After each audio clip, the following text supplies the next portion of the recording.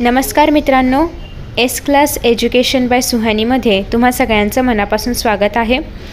इयत्ता 10वी मराठी कुमार भारतीमधील व्याकरण विभागातील सगळ्यात महत्त्वाचा प्रश्न तो म्हणजे शब्दसमूहाबद्दल एक शब्द लिहा। हा जो प्रश्न आहे बऱ्याच जणांना अवघड वाटतो, कारण एक पूर्ण तुम्हाला एक ओळ दिली आहे आणि त्या ओळीचं एका शब्दात कन्वर्जन करायचं आहे। अशा पद्धतीने साधारणतः हा प्रश्न असतो।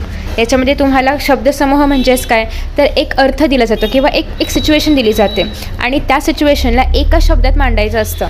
मग त्यासाठी मी तुम्हाला काही नमुन्यास दाखवते आणि यातीलच मोस्टली तुम्हाला प्रश्न तुमच्या परीक्षेमध्ये येणार आहेत। याच्या व्यतिरिक्त जास्त काही 10वीला विचारला जात नाही। सो एवढे तुम्ही जर केले तर तुमचा हा जो काही टॉपिक आहे तो एकदम परफेक्ट होईल। सो सगळ्यात पहिला आहे ते म्हणजे पसरवलेली खोटी बातमी। आता पसरवलेली खोटी बातमी हे एक वाक्याप्रमाणे झालं किंवा एक पूर्ण शब्दसमूह झाला। मग याला मराठीमध्ये आपण पटकन कसं म्हणणार, म्हणजे एका शब्दात कसं मांडणार, तर याला आपण म्हणतो अफवा। मग तुम्हाला प्रश्न कसा विचारला जातो, खालील शब्दसमूहांसाठी एक शब्द लिहा असा प्रश्न येतो आणि त्याच्यामध्ये असतं पसरवलेली बातमी आणि तुम्हाला अफवा हा शब्द लिहायचा असतो। ठीक आहे, थोडक्यात काय की मी जे काही लेफ्ट हँड साईडला लिहिले ते तुम्हाला प्रश्नामध्ये विचारलं जातं आणि राईट हँड साईडला जे काही लिहिले ते त्याचं उत्तर असणार आहे। दुसरं आहे ज्याला मरण नाही असा, त्याचं उत्तर आहे अमर। ज्याला मरण नाही असा कोण? अमर। समाजाची सेवा करणारा कोण? समाजसेवक। संपादन करणारा कोण? संपादक। पर्वतावर चढणारी व्यक्ती कोण? गिर्यारोहक। डोंगरावर चढणे म्हणजेच गिर्यारोहण। नेक्स्ट आहे उत्तुंग घेतलेली झेप, त्याला आपण म्हणतो गरुड झेप। जखमा औषध लावून झाकणारी कोण? मलमपट्टी। त्याच्यानंतर पुढे आहे नियमबद्ध घेतलेले शिक्षण, ज्याला आपण म्हणतो प्रशिक्षण। हे जे आहे ना गिर्यारोहक, गिर्यारोहण, प्रशिक्षण, मलमपट्टी हे तुम्हाला अरुणिमा सिन्हा यांचा जो काही चॅप्टर आहे त्याच्यामध्ये पाहायला मिळतील। नेक्स्ट आहे लिहिता वाचता न येणारा, त्याला आपण म्हणतो निरक्षर। चांगल्या प्रकारे शिक्षित असणारा किंवा असलेला सुशिक्षित आणि लिहिता वाचता येणारा त्याला आपण म्हणतो साक्षर। ठीक आहे, याच्यामध्ये कन्फ्यूज व्हायचं नाही आहे। लिहिता वाचता न येणारा निरक्षर, लिहिता वाचता येणारा साक्षर आणि चांगल्या प्रकारे शिक्षित असणारा म्हणजे सुशिक्षित।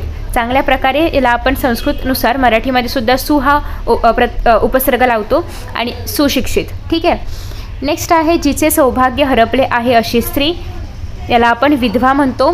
अपेक्षा नसताना म्हणजे अनपेक्षित, होत नाही असा अनाकलनीय, कुठलीही अपेक्षा न ठेवता म्हणजेच काय निरपेक्षतेने। ईश्वर आहे असा मानणारा आस्तिक आणि ईश्वर नाही असे मानणारा नास्तिक। ऐकायला बोलायला न येणारा म्हणजे मूकबधीर। ऐकायला न येणं म्हणजे बधीर आणि बोलायला न येणं म्हणजे मूक आणि दोन्ही असल्यामुळे मूकबधीर। भाषण देणारा वक्ता, त्याच्यामुळे आपण वक्तृत्व स्पर्धा असं म्हणतो, म्हणजेच काय ज्या ठिकाणी वक्ता आपलं भाषण देणार आहे किंवा सादरीकरण करणार आहे त्याला आपण म्हणतो वक्तृत्व स्पर्धा आणि जो कोणी भाषण देतो त्याला आपण म्हणतो वक्ता। सिमिलरली भाषण ऐकणारा म्हणजे श्रोता। श्रवण म्हणजे काय? ऐकणे। सो जो श्रवण करतो तो आहे श्रोता, म्हणजे जो ऐकतो तो आहे श्रोता। कधीही जिंकला न जाणारा म्हणजेच काय? अजिंक्य। कविता करणारा कवी आणि कविता करणारी कवयित्री। गाणे गाणारा गायक, वाद्य वाजवणारा वादक। कमी वेळ टिकणारे म्हणजे क्षणभंगूर। केलेले उपकार जाणणारा कृतज्ञ आणि केलेले उपकार विसरणारा कृतघ्न। याच्यामध्ये कन्फ्यूज व्हायचं नाही आहे, कारण हे दोन्ही वेगळ्या अर्थाचे असे शब्द आहेत।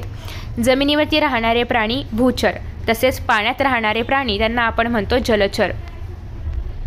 त्याच्यानंतर नेक्स्ट आहे ज्याला कुणीही शत्रू नाही असा, त्याला आपण म्हणतो अजातशत्रू। हा शब्द किंवा हा प्रश्न खूपदा एक्झाम्समध्ये आलेला आहे। ज्याला कुणीही शत्रू नाही असा अजातशत्रू। ज्याचा थांग लागत नाही असा अथांग। ठराविक काळाच्या अंतराने प्रसिद्ध होणारे म्हणजेच काय? नियतकालिक। 15 एकदा प्रसिद्ध होणारे म्हणजे काय? पाक्षिक। महिन्यातून एकदा प्रसिद्ध होणारे म्हणजे मासिक आणि वर्षातून एकदा प्रसिद्ध होणारे म्हणजे वार्षिक। दुसऱ्यांवरती अवलंबून असणारा म्हणजे परावलंबी। दुसऱ्यावर उपकार करणारा म्हणजे परोपकारी। पायात जोडे नसलेला म्हणजे अनवाणी। 3 रस्ते एकत्र येतात ते ठिकाण त्याला आपण म्हणतो तिठा। विनामूल्य पाणी मिळण्याचे ठिकाण म्हणजे पानपोई। मूर्ती बनवणारा असतो तो म्हणजे मूर्तिकार किंवा शिल्पकार। रोग्यांची सेवा करणारी परिचारिका। शत्रूला सामील झालेला फितूर। स्वतः श्रम न करता खाणारा ऐतखाऊ। नृत्य करणारा नर्तक। केवळ स्वतःचा फायदा पाहणारा स्वार्थी। स्वतःविषयी वाटणारा अभिमान स्वाभिमान आणि सतत काम करणारा दीर्घोद्योगी। म्हणजेच आपण शक्यतो ना सतत काम करणाऱ्यांना म्हणजे मधमाशी जशा असतात सतत काम करणाऱ्या त्याप्रमाणे दीर्घोद्योगी.